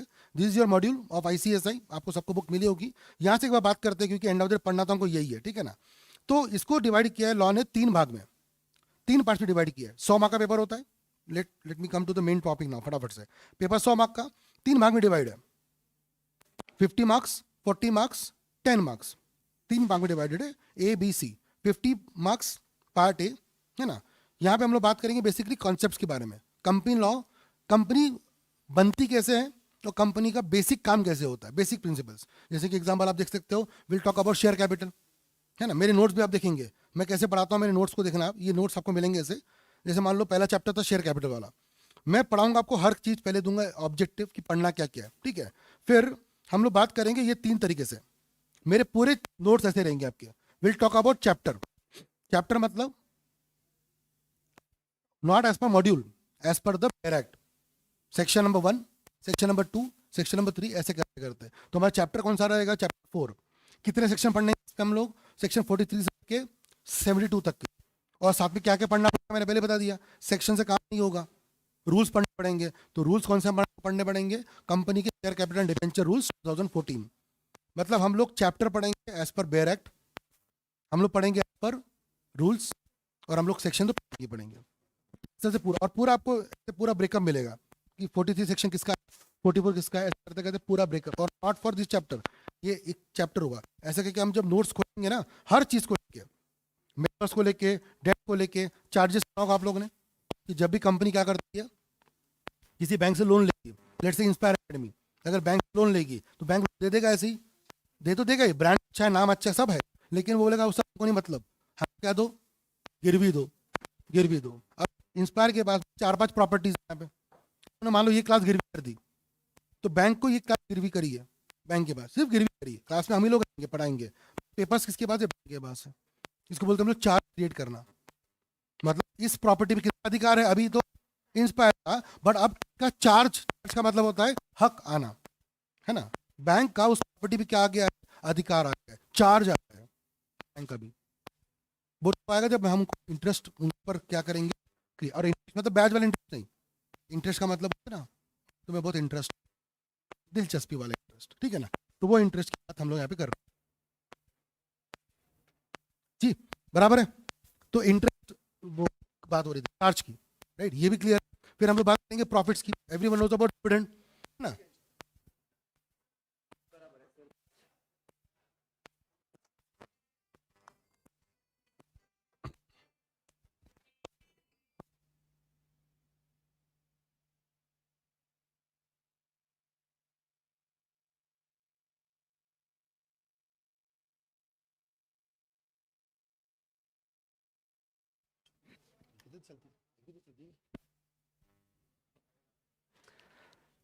हाँ जी, राइट, बढ़े आगे। सो हम बात करते हैं प्रॉफिट्स की। जब भी कंपनी प्रॉफिट कमाती है तो कंपनी क्या करती है? प्रॉफिट को पैसा कैसे लगाया है? आप इन्वेस्टर ने, तो उनको बदले में क्या मिलना चाहिए? रिटर्न, है ना। अगर आप यही बैंक में पैसा रखते तो क्या मिलता है आपको? इंटरेस्ट। बट कंपनी इंटरेस्ट नहीं बांटती, क्योंकि इंटरेस्ट किसको बांटते हैं? बाहर वाले को। ब्याज, ब्याज कौन लेगा? अगर आप पापा से पैसे लेते हो, पहली बात तो पापा आपसे पैसे वापस मांगेंगे नहीं, मांग भी लिए तो क्या ब्याज लेंगे उसके ऊपर में? नहीं ना। तो घर वालों से पैसे कभी ब्याज पे नहीं लेते। तो कभी भी शेयर होल्डर कंपनी से क्या नहीं मांगेगा? बैच, इंटरेस्ट नहीं मांगेगा। अरे बट कुछ तो एक्सपेक्ट करेगा ना, डिविडेंड। तो डिविडेंड हम लोग चैप्टर पढ़ेंगे सेक्शन नंबर 123 से लेकर 127, वो पूरा कवर किया जाएगा, ठीक है ना। फिर सीएसआर, सुना होगा आपने, सीएसआर बहुत आजकल फेमस चल रहा है, क्योंकि जो कंपनी आज प्रॉफिट कमा रही, इतनी बड़ी कंपनी बन रही है, वो कहीं ना कहीं समाज को नुकसान पहुंचा रही है। अभी यहाँ तो चलो हम लोग क्लास पढ़ा रहे हैं, ठीक है, बट बात कर रहा हूँ मैं कॉर्पोरेट्स की नॉर्मली। जैसे एग्जाम्पल, कोई कंपनी है केमिकल इंडस्ट्री वाली, जो केमिकल के थ्रू क्या बनाती है? अच्छी अच्छी दवाइयाँ बना रही है, बहुत अच्छा काम कर रही है। लेकिन जब दवाइयाँ बनाती है तो उस प्रोसेस में चिमनी होती है, धुआं उड़ता है, केमिकल के जो रिएक्शन से बाहर निकलते हैं। 3 टाइप की पॉल्यूशन होती है, air pollution, noise pollution, water pollution. अगर पानी से हल्का सा भी क्या निकला बाहर, केमिकल बाहर निकला, वो चला जाएगा किसी नदी नाले में, वो पानी दूषित हो गया, वो हम पी रहे हैं। यानी कहीं ना कहीं सोसाइटी को नुकसान कौन पहुंचाता है? यही कॉर्पोरेट। कर वो काम किसके लिए रहा है? सोसाइटी के लिए ही। एक दवाई की कंपनी है रैनबैक्सी, वो दवाइयाँ बनाए तो किसके लिए बना रही है? समाज के लिए। बट साथ में वो जो प्रोसेस करती है, कहीं ना कहीं उससे क्या होता है? समाज को भी नुकसान पहुंचता ही है। पटाखे की फैक्ट्री है, क्रैकर फैक्ट्री, पटाखे बना रही है, समाज यूज कर एंजॉय करता है। बट उसी फैक्ट्री में अगर कुछ हल्का सा भी विस्फोट हुआ तो लाखों लोगों की जाने जाती है ना। गैस के आपने देखा होगा लीकेज होती है, everyone knows about Bhopal gas कांड। वो वैसे कितने एग्जांपल्स होते रहते हैं। तो कहने का मतलब है कि जो कॉर्पोरेट समाज को हेल्प करता भी है, कहीं ना कहीं वो इनडायरेक्टली क्या समाज को क्या करता है? नुकसान नहीं पहुंचाता, इनडायरेक्टली, ट्रस्ट मी।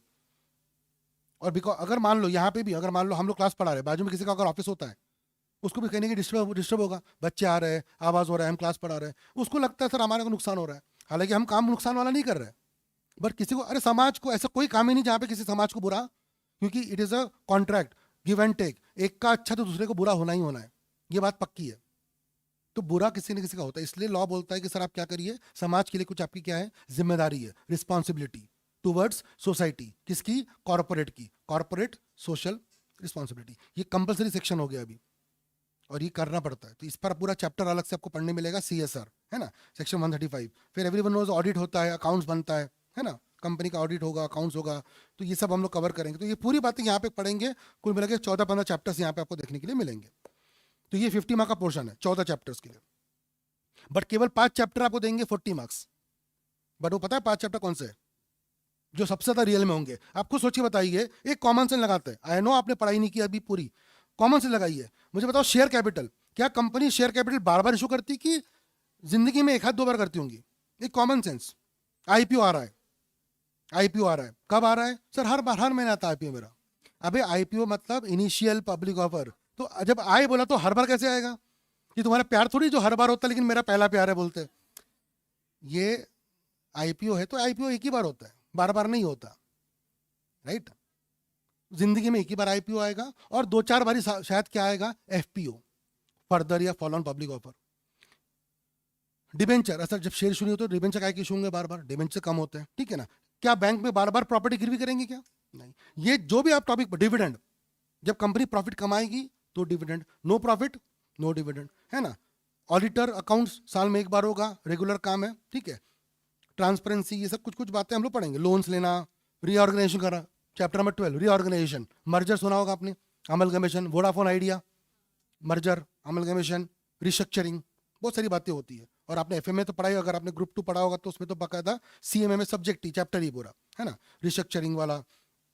और एफएम में भी आपको चैप्टर होगा capital restructuring, capital structure, equity better की, डेट बेटर, वो पूरा पढ़ाया गया होगा, बरासा ने पढ़ाया होगा आपको। मैं वो बात नहीं कर रहा हूँ, मैं सिर्फ बता रहा हूँ कि क्या सिर्फ वो पंडित हो जाएगा कि नहीं, वहां पे भी किसका रोल इन्वॉल्व होता है? सीएस का। ये सब पढ़ेंगे। पर मुझे बताओ, कंपनी में मर्जर हर बार होता है क्या? एक बार सर, एक तो हुआ, नहीं तो वो भी नहीं होता। बट ये जो पार्ट हम लोग देखने वाले 15 से 19, 18 सॉरी, ये इतना वाला पूरा, ये कौन से पार्ट्स है? कंपनी का एडमिनिस्ट्रेशन। रोज शेयर होल्डर कंपनी में रोज जाते हैं क्या कंपनी में देखने के लिए? नहीं। But who visits company daily? Directors, regular meetings होती है, रेगुलर कॉन्ट्रैक्ट्स होते हैं, एग्रीमेंट्स होते हैं। सबसे ज़्यादा काम कौन सा होता है कंपनी में रियल लाइफ में? ये वाला। कौन सा वाला? Part B. और मुझे बताओ सीएस किसको बनाना चाहिए?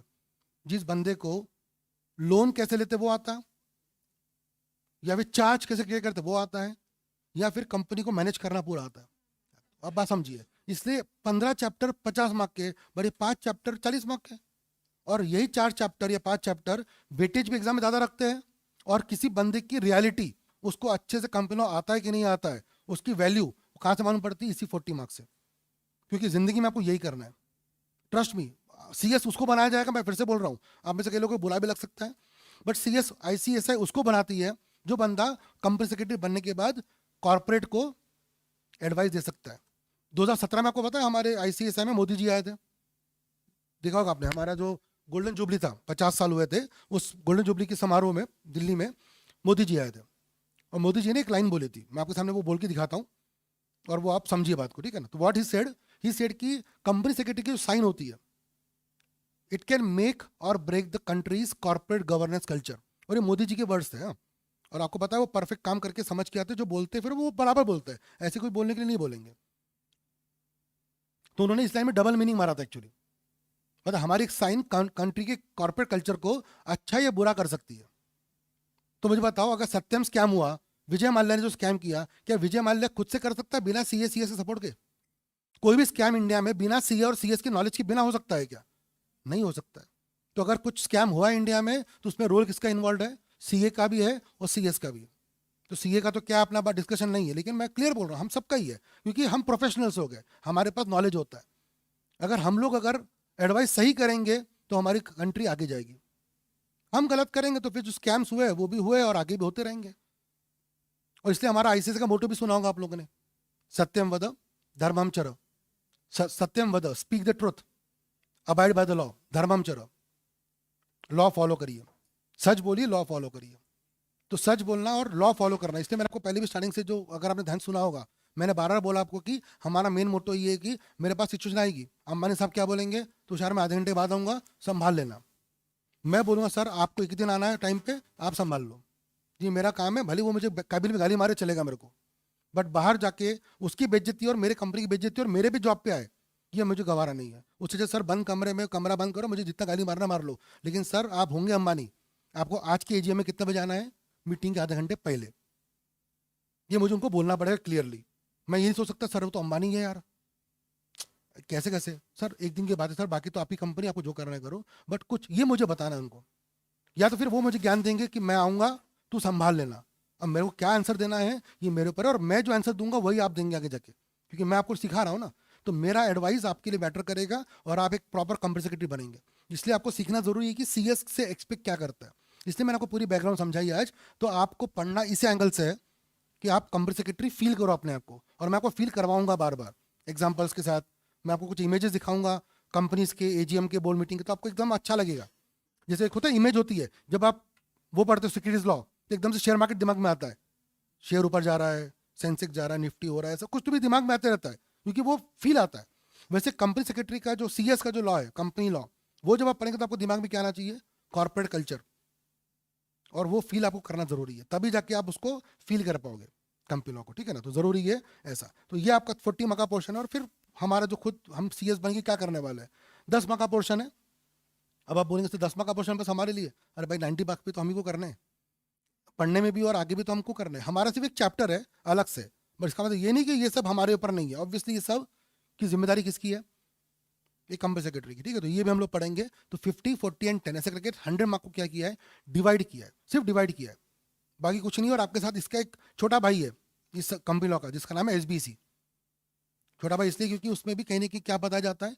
सेटिंग अप अ बिजनेस, जो को मयूर सर बताएंगे अभी। जैसे कंपनी लॉ हम पढ़ रहे हैं, पर कंपनी बनानी कैसे, जो थोड़ा बहुत आपने पढ़ा होगा, स्पाइस सुना है क्या आपने? Spice, part A, part B, कुछ फॉर्म भरने पड़ते हैं, कैसे कंपनी बनाते हैं, वो सब आपको कब पढ़ने मिलेगा? एसबीसी में। कंपनी बनाते कैसे, सेटिंग अप ऑफ बिजनेस, या फिर स्ट्राइक ऑफ होता है, कंपनी बंद होती है, कंपनी वाइंड अप होती है। तो कंपनी बनती कैसे, कंपनी बंद कैसे होती है, वो कौन से सब्जेक्ट में पढ़ने मिलेगा? SBC, setting up of business and closure, वो अलग सब्जेक्ट है। बट यहाँ पे हम लोग कंपनी को चलाने की बात करते हैं। और एक बात समझ लो अच्छे से, कंपनी बनाना आसान है, आई कैन बेट यू आसान है। आज 21 जून, आप में से कोई भी एक बंदा, क्योंकि ओपीसी भी बन सकती है, एक बंदा भी, 2 है तो प्राइवेट बना लेंगे, 7 है तो पब्लिक बना लेंगे। आप कोई भी एक बंदा आके मुझको बोलो सर मेरे पास 4-5 हज़ार रुपये है, can you incorporate company? I can say yes, क्योंकि आप सब 18+ होंगे, ऐसा मानता हूं मैं ना, है ना, दिमाग दिमाग से। नहीं, कुछ है ना हमारे इंडिया में ऐसे लोग जो उम्र से बहुत मेजर है लेकिन दिमाग से बच्चे हैं, पप्पू समान लोग, ऐसे कुछ होता है, ठीक है ना। एनीवेज, तो दिमाग से होना चाहिए, जरूरी है। एनीवेज, तो मैं क्या बोल रहा हूँ, आप कंपनी बना सकते हो आज भी, आप कंपनी बना सकते हो आज भी, लेकिन जरूरी क्या है, आपको कुछ डॉक्यूमेंट्स होना चाहिए। मैं आपको कंपनी बना के दूंगा आज की आज ही, तो कंपनी बनाना आसान है, what is more important is चलाना, कंपनी रन करना। इसलिए ये सब्जेक्ट बहुत इंपॉर्टेंट है। कंपनी बहुत इजीली बनती है। मेरे पास कितने क्लाइंट आते हैं हर बार जो बोलते सर हम किसान हैं, हम फार्मर्स है, कंपनी बना दो। हमसे पूछते क्यों बनाना है, बोलते सर हमको अच्छा लगता है, हमको एमडी लिखने का है, एमडी लिखने का है, सच में बता रहा हूँ, डायरेक्टर लिखने का है वर्ड में। तो कंपनी बना लेते, लेकिन फिर जो कंप्लायंस करने पड़ते हैं वो भूल जाते हैं, फॉलो नहीं करते, और फिर उसके बाद होती है नॉन कंप्लायंस, नोटिस आता है आरओसी से, मिनिस्ट्री से। तो ये सब चक्कर में ना पड़े, इसलिए ज़रूरी है मैनेज कैसे करते हैं कंपनी को। तो ये तीनों पार्ट्स हम लोग कवर करेंगे आने वाले समय में, और ये पूरा इंडेक्स आपको पढ़ने मिलेगा। तो इतना सारा पूरा पोर्शन है, पार्ट 1, 2, 3। पार्ट ए में फिर समझ में आ गया कंपनी के basic points, shares, debentures, members कौन होते हैं, लोन कैसे लेते हैं, चार्जेस क्या होते हैं, ये बेसिक बेसिक बात है। रन कैसे करते हैं वो बताया गया पार्ट बी में, जिसपे कि आपको बेसिकली 2 पार्ट्स पढ़ने मिलेंगे पूरे डायरेक्टर्स के बारे में। आई hope you have heard about KMPs and all, है ना, के मैनेजर पर्सनल डायरेक्टर्स, उनकी बोर्ड पावर्स क्या होती है, मीटिंग्स कैसे कंडक्ट करते हैं डायरेक्टर्स लोग, ये सब कुछ। और फिर ऑब्वियसली मीटिंग्स, 3 टाइप की मीटिंग्स होती है, बोर्ड मीटिंग्स होती है, जनरल मीटिंग्स होती है, और फिर कमिटी मीटिंग्स होती है। कुछ कमिटी बनानी पड़ती है, audit committee, stakeholder committee, है ना, CSR कमिटी, कुछ कमिटीज होती है। तो कमिटी की मीटिंग्स भी होती है, तो वो कैसे होना चाहिए, क्या उसके रूल्स है, ये सब आपको कहाँ पढ़ने मिलेगा, पार्ट बी में, राइट। और पार्ट सी में आपको पढ़ने मिलेगा जो थोड़ा सा पोर्शन है, 3 चैप्टर्स ही है। एक तो कंपनी सेक्रेटरी हमारा चैप्टर, सेक्शन 204, 203, 204 वो वाला सेक्शन, और फिर कुछ मेगा फर्म्स वगैरह है। आजकल जो चलता है ना बिजनेस, वो होता है मेगा फर्म्स का। मतलब आप जब CS बनेंगे, अगर आप जॉब करते हो तो ठीक है, बट अगर आप प्रैक्टिस करते हो तो इस आपको सजेशन रहेगा कि आप क्या करना, मेगा फर्म बनाना। मेगा फर्म का मतलब क्या होता है यहाँ पे, कि एक फर्म के अंडर में 2 CA है, 2 CS है, 2 CMAs है, लॉ एडवोकेट्स है, मतलब प्रोफेशनल्स की क्या बन गई एक फर्म, अंडर वन रूफ सब काम। मतलब कंपनी वो आया, क्लाइंट आया, कंपनी बनाई, हाँ चल बना। बिजनेस करता है क्या, हाँ सर, GST नंबर चाहिए, चल बना। कोई गलत काम ना करे उसके लिए एडवाइजरी भी हम देंगे, और अगर गलत काम किया तो एडवोकेट बचाने भी आएगा, वो भी वही है। कॉस्टिंग है तो वो भी वही है। मैं तो बोलता हूँ डॉक्टर को भी रखना चाहिए इसमें, डॉक्टर को भी। इतना सारा होगा तो उसको हार्ट अटैक आ गया तो कई बात है, चल टेबल पे वही, हम भी तक ऑपरेशन कर देंगे। अंडर वन रूफ सारे प्रोफेशनल, खैर तो जोक्स अपार्ट, ये तो डॉक्टर को छोड़ दो, लेकिन बाकी जो प्रोफेशनल्स है ये आते हैं, इसको बोलते हैं हम लोग मेगा फर्म्स। इसको नाम दिया गया है multi disciplinary firm. Multi disciplinary मतलब अलग अलग डिसिप्लिन है ना, अकाउंट्स, कॉमर्स, उसके अलावा मतलब उसमें आर्ट्स, फाइनेंस, लॉ, तो सब टाइप के लोग एक साथ आ जाए और लोगों को क्या दे, एडवाइजरी। यही चलता है आजकल, ये ज़्यादा चलता है, कल्चर बहुत बढ़ गया, ठीक है ना। तो this is all about the company law. तो ये हम लोग एथिक को पूरा कवर करने वाले हैं। So I hope you understood the पूरा बेसिक्स ऑफ कंपनीज एक्ट, ये company law to be very precise क्या होता है, ठीक है भाई। चलिए, ये बहुत इंपॉर्टेंट है स्लाइड, है ना, लर्न, अनलर्न एंड रीलर्न, बहुत जरूरी है। एक कॉन्सेप्ट होता है जिसको बोलते हैं हम लोग एम्प्टी और कप, है ना। एक कप जब भरा होता है, चाय का कप, है ना, मैंने आपको एक चाय का, आपके पास चाय का कप था और मैंने आपको चाय उसे पोर करना शुरू किया, I started pouring T on that. एक लिमिट के बाद चाय का कप क्या हो जाएगा, फिल हो जाएगा। फिर मैं अभी भी और भर रहा हूँ, तो क्या होगा, बाहर जाएगा, वेस्ट होगा। तो सर क्या बोलना चाहते हो आप, अगर आप इस क्लास में बैठे हो और आपको लगता है सर हमको सब आता है, आप जो ज्ञान दे रहे हो हमको, उस ज्ञान की जरूरत हमको है नहीं उतना, एक्चुअली वी नो एवरीथिंग। सो वो क्या होगा, ज्ञान बाहर जाएगा ऑब्वियसली, क्योंकि आपका दिमाग तो क्या हुआ है, भरा हुआ है। तो अच्छी बात है, बट अगर आपको लगता है सब आता है तो फिर तो बहुत ही अच्छी बात है। बट अगर आप ये दिमाग से बैठोगे कि नहीं तुषार सर का कुछ बता रहे हैं, उन्होंने कुछ अगर हासिल किया अपने करियर में, तो ऑब्वियसली कुछ अच्छी अच्छी चीज़ें बताएंगे और वो हमको अंदर लेने का है। तो उससे इसमें आपको क्या करना पड़ेगा, आपका ब्रेन एम्प्टी रखना पड़ेगा. You need to empty your brain. ये जो कंसेप्ट है ये बहुत इंपॉर्टेंट है, क्योंकि अगर आपका दिमाग खाली नहीं रहेगा तो मैं जो डालना चाहूंगा दिमाग में आपके वो जाएगा नहीं, वो ओवरफ्लो होगा, वो बाहर जाएगा, वेस्ट होगा. तो इसलिए ये बहुत जरूरी है कंसेप्ट दिमाग में रखना, एम्प्टी योर ब्रेन. ये बहुत इंपॉर्टेंट कंसेप्ट है हमारे क्लास के लिए, क्योंकि यू शुड एक्सेप्ट. अगर आप यहाँ बैठे हो ऑब्वियसली तो ये सोच के आओ कि सर कुछ पढ़ाएंगे, तो पहली बात. और आपको जैसे कंपनी लॉ थोड़ा बहुत पढ़ा होगा आपने ईईटी में, कुछ लोग हो सकता है रिपीटर होंगे जिन्होंने पहले शायद एग्जाम दिया होगा जून में.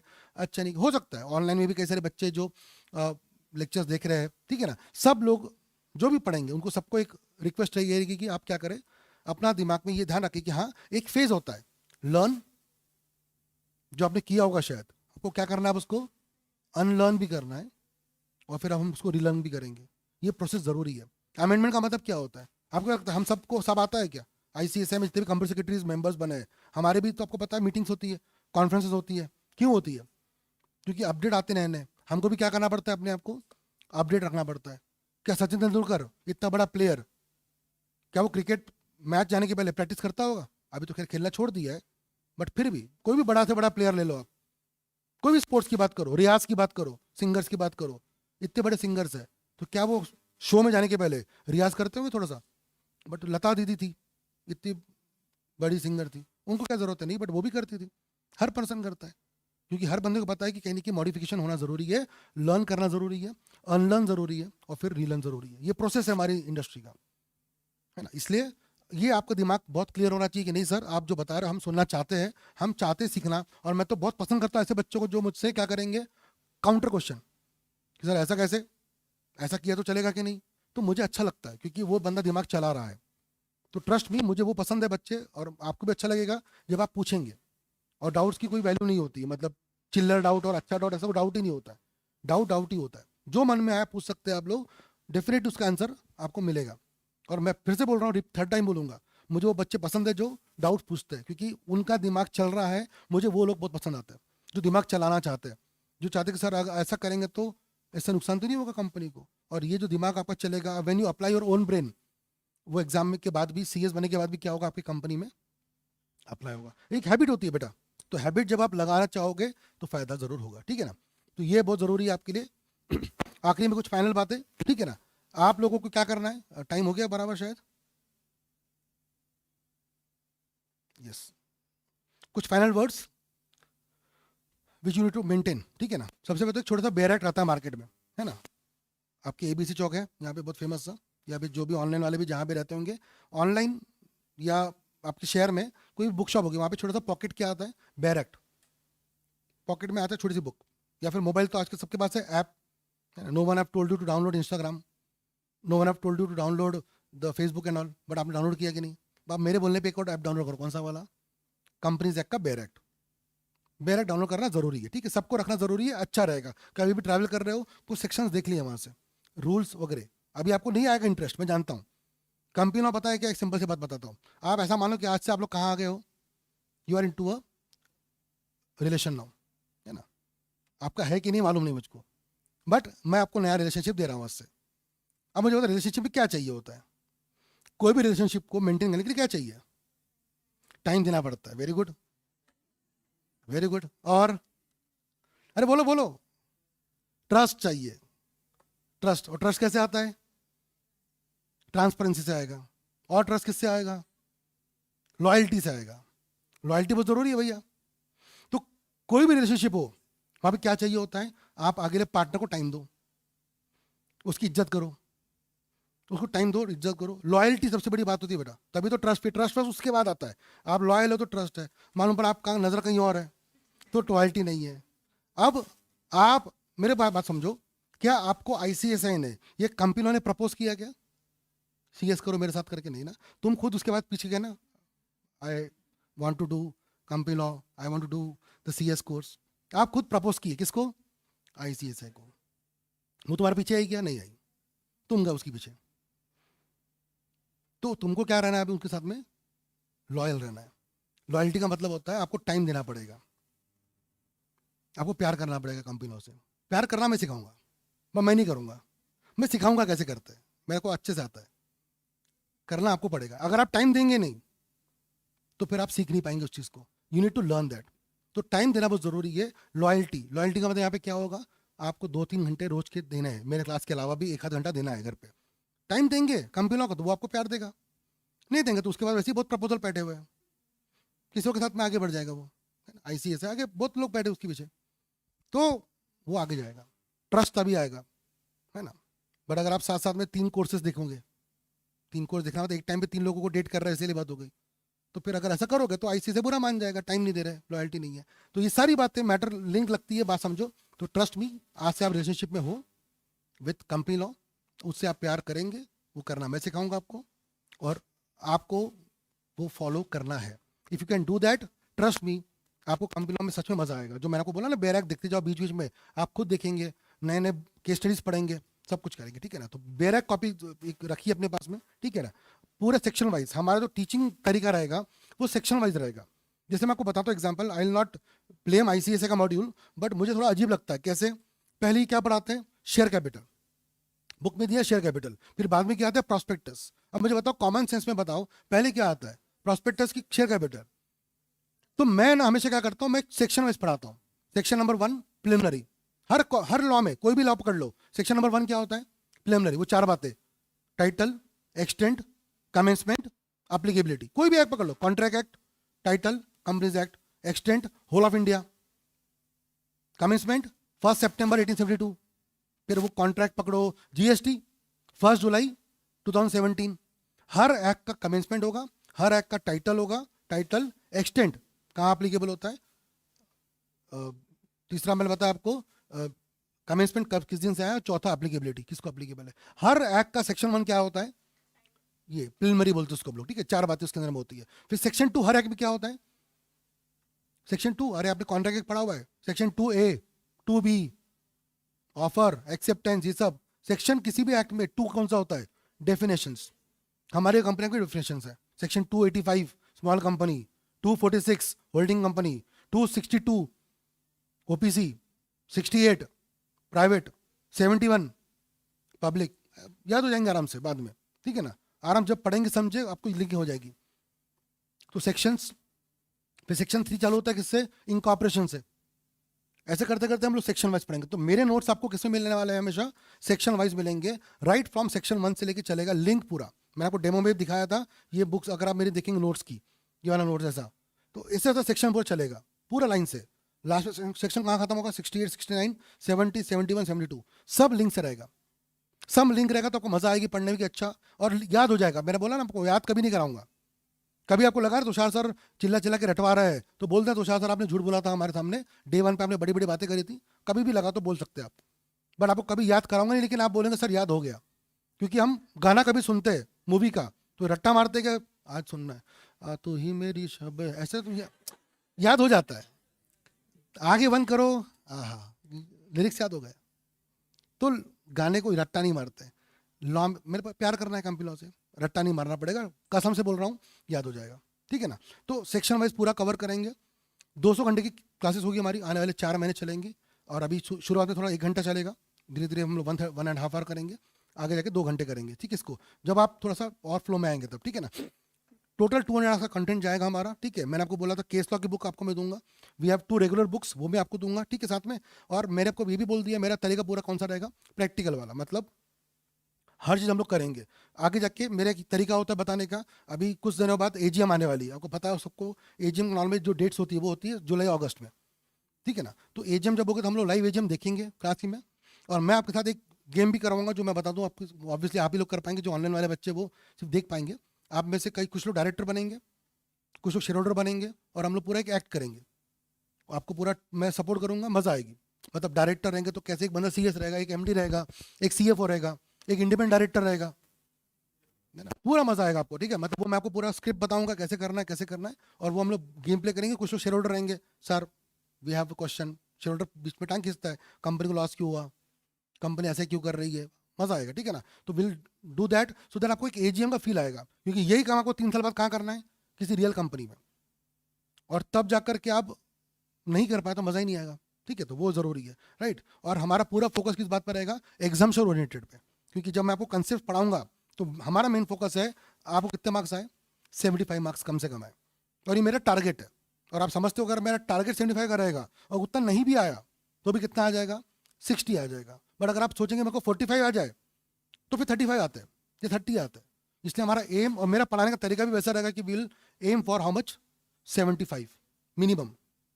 और मेरे कई बच्चों को आए भी है पहले भी, अगर आप पूरा थोड़ा हिस्ट्री जाके देखेंगे तो कई बच्चों को पहले भी 80-85 तक आए हुए हैं। तो सबके तो नहीं आते क्योंकि वो बच्चे की कला होती है।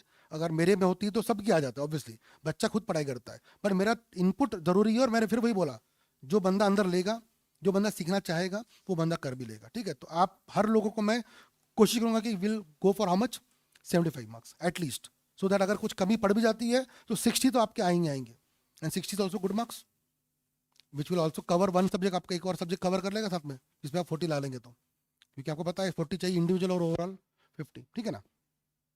सो राइट गाइस, इतना सारा है। बट मैंने बता दिया आपको आईसीएसआई के बारे में भी कि व्हाट आईसीएसआई एक्सपेक्ट, सारी बातें मैंने पहले ही समझा दी कि आईसीएसआई चाहता क्या है। और मैं पहले से बोल दूं डिस्क्लेमर में, I don't know anything about ICSI, मेरे पास कोई अंदर की न्यूज़ भी नहीं है। मैं सिर्फ आपको ये चाहता हूँ कि जो बंदा सीएस बनना चाहेगा, हम लोग ट्रेनिंग लेते ना यार, व्हेन वी कीप ट्रेनिंग्स, तो हम देखते हैं ट्रेनिंग्स में क्या होना चाहिए, सीएस में क्या गुण होना चाहिए, तो क्या स्किल्स हम देखते हैं आईसीएसआई क्या दिखता है, वो बातें भी हम लोग जानेंगे जरूर से, ठीक है ना।